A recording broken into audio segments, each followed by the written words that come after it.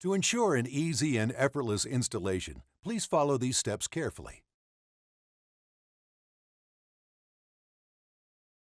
Step 1. To function properly, the 8450 FM drawer slides must be installed parallel, level, and within the prescribed side clearance to prevent the slides from compressing, binding, twisting, or pulling apart.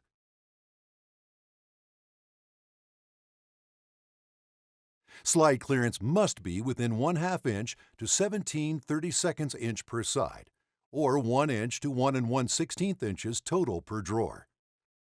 The slides perform best at exactly 1/2 inch clearance. Step 2. Both cabinets and drawer boxes must be parallel. To ensure that the cabinets are parallel, measure carefully from the rear right corner to the front left corner of the cabinet, and then measure from the rear left corner to the front right corner. These two measurements should be identical. Any variance may affect the slide performance. A variance of more than 1/16 of an inch will not allow the drawer slides to function at all. Use the same method for measuring the drawer box, measuring from opposite corner to opposite corner and comparing the two measurements. Again, the measurements should be identical for optimum drawer slide performance. Step 3.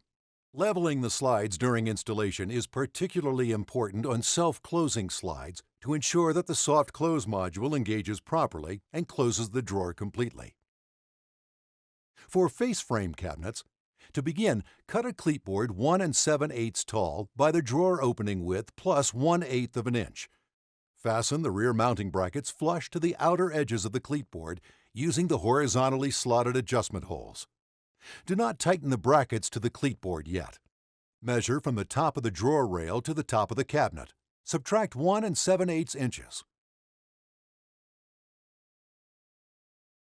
Use this measurement to position the top of the cleatboard in the inside back of the cabinet. Center the cleatboard in the back of the cabinet. Level the cleatboard.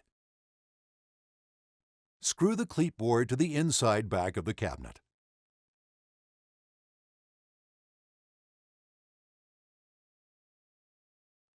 Lay the front end of the cabinet members on the front drawer rail. Snap the back end of the slides into the rear mounting bracket.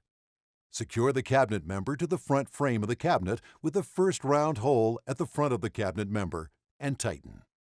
Once you have aligned your drawer box with your cabinet opening, measure and mark the sides of your drawer box.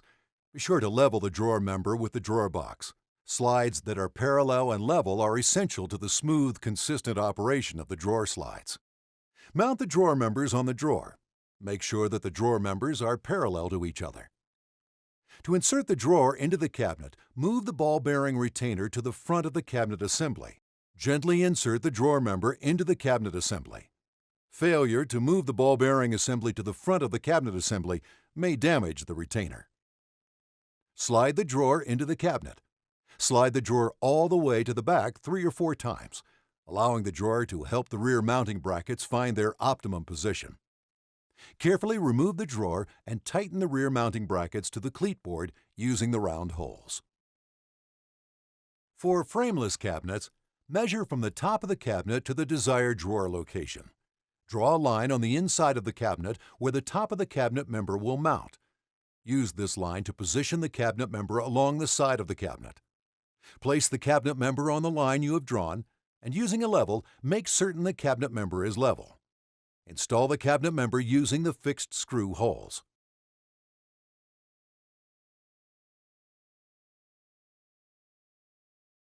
Repeat this process on the opposite side. Be very careful to not let the cabinet member move or slip during installation.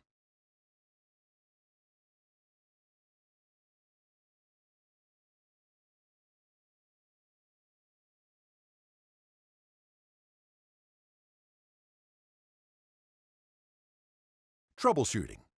If the slides do not perform smoothly and/or close completely after you have leveled the slides and installed them correctly, then you will need to use the information that follows to diagnose the problem. Problem A. If, when closing, the drawer bumps or catches on the soft close trigger at the front of the soft close module, then the overall side clearance may be too narrow. The cabinet may be narrower at the back. The slides may be mounted so that they are towed in at the rear. The drawer box may not be perfectly squared, or the drawer box sides may be bowed where the drawer members are mounted.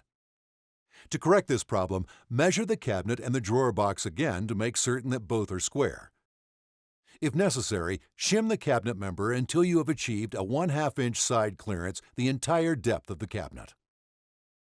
On face frame cabinets, you may loosen the rear mounting brackets, open and close the drawer completely several times, and tighten the rear mounting brackets again. This should seat the brackets in the correct position for that specific drawer. Problem B.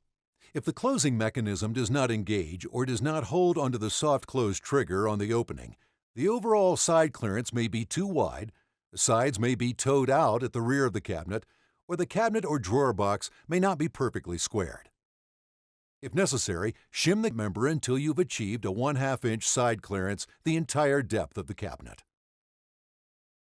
On face frame cabinets, you may loosen the rear mounting brackets, open and close the drawer completely several times, and tighten the rear mounting brackets again. This should seat the brackets in the correct position for that specific drawer. Side clearance tips. If side clearances are too wide, there's an adjustment option for each type of cabinet. Face frame cabinets may use the optional KV8404 face frame bracket to improve the slide's tolerance for wider side clearances. If the KV8404 bracket is used, the rear mounting brackets must be adjusted to accommodate the use of the KV8404 bracket.